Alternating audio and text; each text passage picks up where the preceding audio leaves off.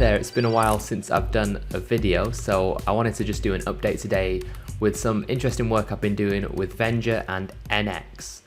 If you've not heard of Nx, let me show you what it is. Here's the homepage, nx.dev. It calls itself a smart, fast and extensible build system. Next generation build system with first class monorepo support and powerful integrations. So just scroll down here.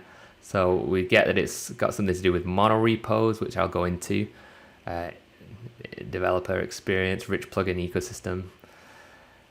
Okay, so you can find out more about it here. Here I am quoted on the homepage. So I tried it before and I liked it, so I thought I'm gonna see how it works with Venger.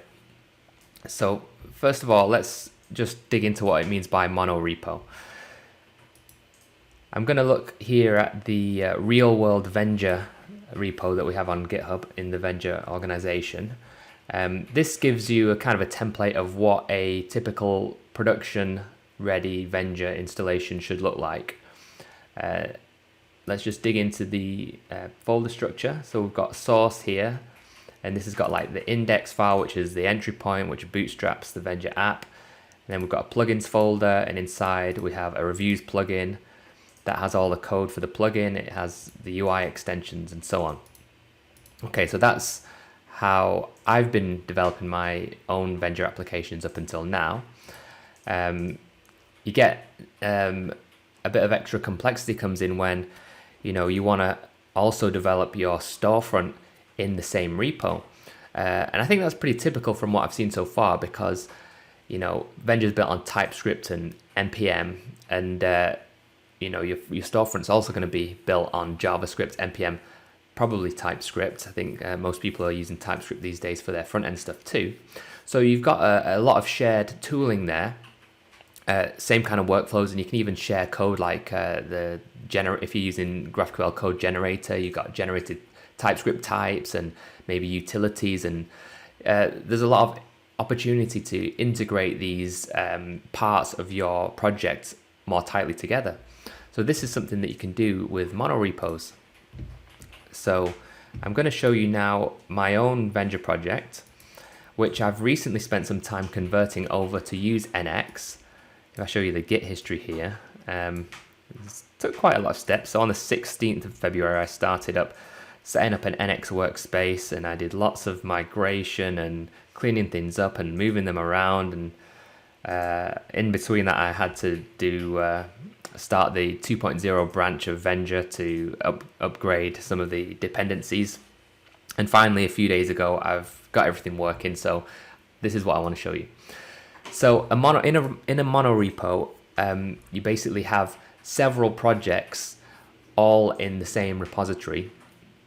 And in the case of Nx, it takes it to quite an extreme level, because you basically have a single package JSON, which is here, and this single package JSON describes your dependencies for all of the projects inside your monorepo, just in one place, which is even different from if you know like Yarn workspaces or Learner, which is Learner's what we're currently using for the Venger repo itself, for the core and all the plugins. In those systems, each individual project or package inside the monorepo will have its own package JSON defining the dependencies of just that package. In Nx, it's actually just centralized in a single place, which is kind of weird at first. If you look at this, it's got Angular dependencies for my storefront. It's mixed in with Venger itself, bullmq for the job queue, some front end stuff for UI extensions, all sorts of stuff mixed together. And let me show you the structure of how the project looks here. In apps, we've got the different applications which make up the project. So we've got the server and the worker. We've got the admin UI, which is the custom built admin UI, because I've got lots of UI extensions in my project. And then we've got the storefront and the storefront E2E project, which I'm not using yet. I should probably do something with that soon. The storefront in this case is an Angular application. Okay, so if we look down into the server project, we'll see something kind of interesting.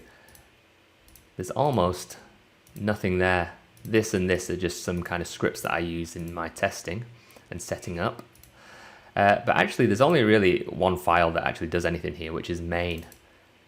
And this main file is just like the index.ts in the real world Venger repo. It's just got a call to Venger's bootstrap function. So where is everything else? And that's the interesting part. So everything else is kept in this directory libs, which stands for libraries. And here you see I've got all my plugins. So, you know, if you're familiar with Venger, the way the architecture works is that all custom functionality is implemented as a plugin, which is why the actual server application basically contains nothing. And everything else, processes, business logic specific to my needs, to my project, is contained in one of these plugins. So the plugin here looks like this. So we've got the actual plugin code itself here in lib. If the plugin has UI parts, like admin UI extensions, that lives here. If it has end-to-end tests, that lives here. Okay, so I want to show you another interesting aspect of NX, which is, so it's not just for monorepos, right? It also builds itself as a build system. So at the most basic level, what's a build system? Well, it allows you to run a bunch of scripts like npm scripts, or, you know, like gulp, or if you're very old, you might remember grunt, or even older things than that. So NX handles these concerns of like, how do you go from your source code to some packaged up bundle which you can then actually run in production. So that encompasses what we mean by build system. So I'll show you how this would work. So here I'm going to run the command nx. Nx is like the CLI that powers all of these NX specific commands. So nx build server. So we're telling it to run the build command on the server app. And we'll see what happens when this is run. So it says it's waiting for, oh, that happened really fast. Okay. I think that's because I've run it earlier and the results have been cached and nothing has changed in the meantime.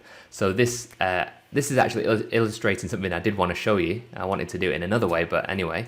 So NX is really smart with its caching. When you've built something or run some tests, then it caches the results and it knows whether something's changed or not in the meantime. So when you rerun the command, it will actually it will inspect the source files. If everything's the same, it will just reuse the results from the last cached run, which means in this case, it like ran almost instantly.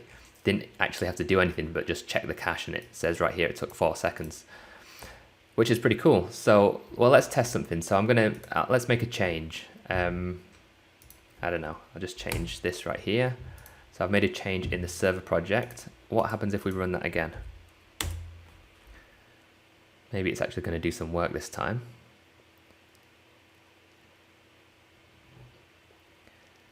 Yeah, so now that we've made a change, it's detected that, and now it's actually going to do the building.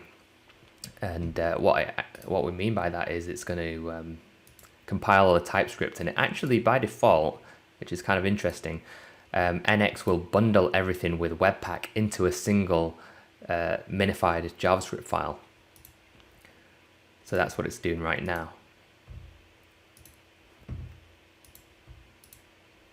Oh, it's finished. That was pretty quick. Okay. Now let's take a look at the development workflow. Let's say yarn dev server. That's the script that I set up in package.json, which is going to execute. We'll see here. NX run many target serve project server and worker. So that's basically saying take these two, the server and worker projects, and run the serve command on them, which is like it builds it, it watches it, and it kind of does a live reload. And at the same time, let's do yarn dev storefront, and that will build and serve the storefront application.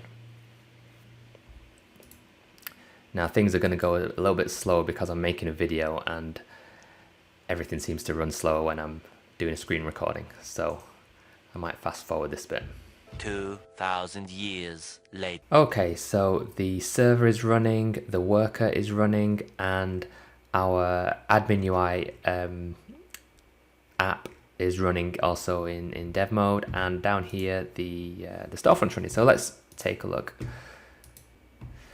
Okay, so you can see the admin UI is running. You might notice there's lots of new items in the menu here. These are the plugins that I've got in my app. Some interesting ones, I'll just give you a brief tour. We've got a CMS. Have we got nothing in there? Okay, everything's loading super slow because of the screen recording. But we've got a rudimentary CMS plugin here. Okay, we've got product reviews, which is kind of similar to the one that's available in the real world Venger. What else is interesting? Announcements. Okay, that's for like putting these little announcements at the top of different pages with like new offers or whatever. So we've got a referral program.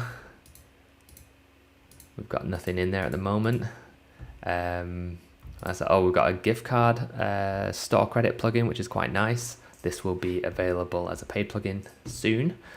And then the advanced search plugin, which is built on TypeSense and is normally super fast.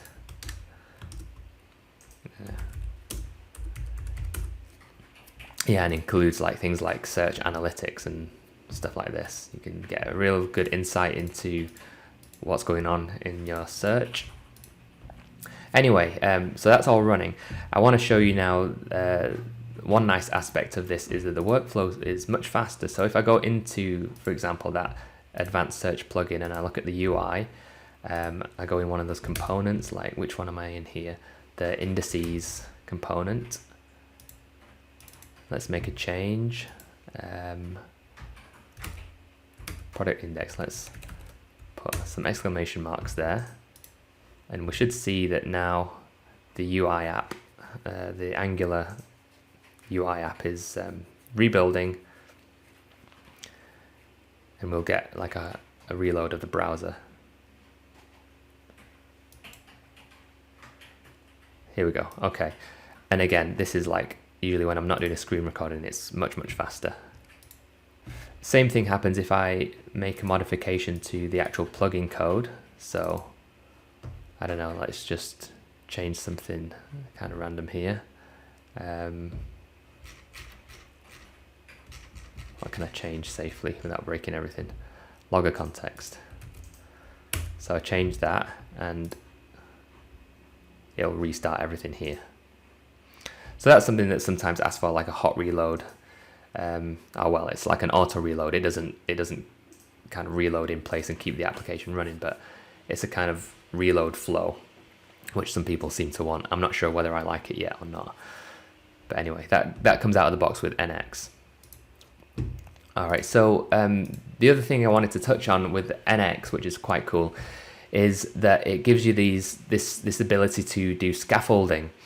If you've used the Angular CLI, you're familiar with like the ng generate, for example. If you want to generate a new component, you write ng generate my component, and then you'll get like all the files that you need. The naming will be all set up correctly and stuff.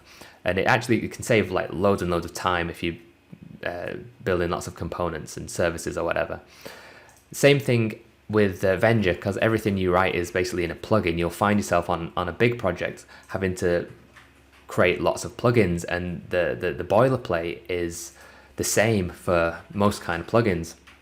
And wouldn't it be cool if you could just say like, generate new plugin, this is the name, and I want it to have a UI part, I want it to have end-to-end tests, and so on. You can like do a little wizard and answer the questions, and then all of a sudden it's generated for you. Well, this is like a built-in capability of NX. It allows you to create your own, they call them generators. So in tools, you have generators. I've not created any generators yet, but that's definitely something I'm going to look into next. yeah, generate a new plugin and configure it, and then that'll save you like a bunch of time each time, and everything will be right, and you don't have to go and like look at the examples on GitHub repos and see how it's supposed to be done. I mean, even I have to do that, to just kind of copy and paste from other plugins to, you know, because there's too much things to remember each time. Another thing that NX does is it has something called executors, which is it's basically like a souped up way to run scripts. You can create your own, like I've created one here, which will take all the dependencies of a particular project and put them into a auto-generated package JSON file, and allow you to kind of omit certain packages that you don't want to be in there. And it gives you kind of the power to define these. And the nice thing about having them as these executors rather than just like an npm script is that then it automatically takes advantage of the caching system of NX, so it won't rerun these executors twice as long as the code's not changed. Oh, I didn't show you the storefront. Let's take a look quickly. Localhost, I think we're on 4,000. Yeah, so this is the storefront as it stands at the moment. It's an Angular application using Angular Universal. What else can I say about it? I don't know. It's hopefully online soon. It's been in development for a long time.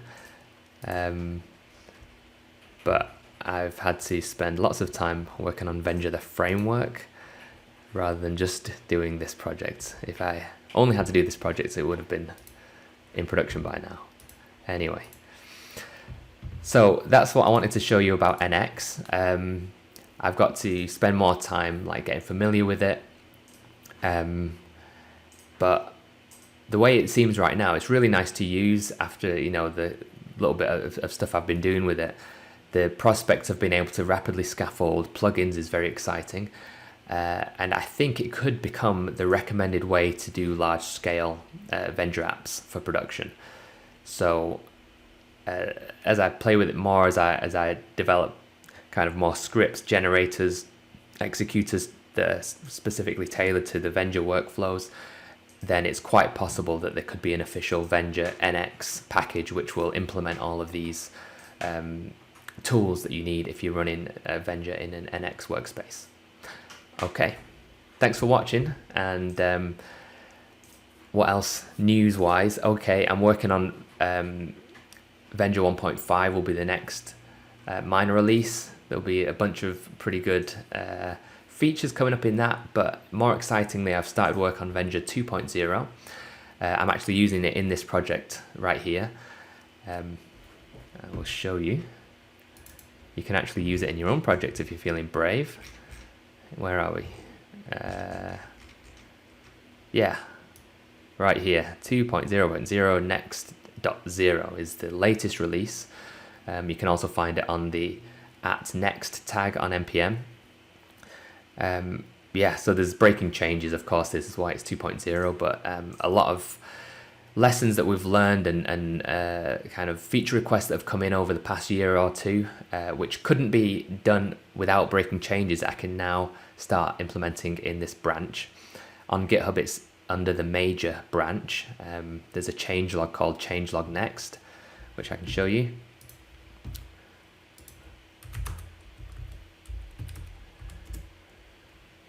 So here, if we switch over to the major branch, you see with 59 commits ahead of master at the moment. There's been quite a lot of work on this.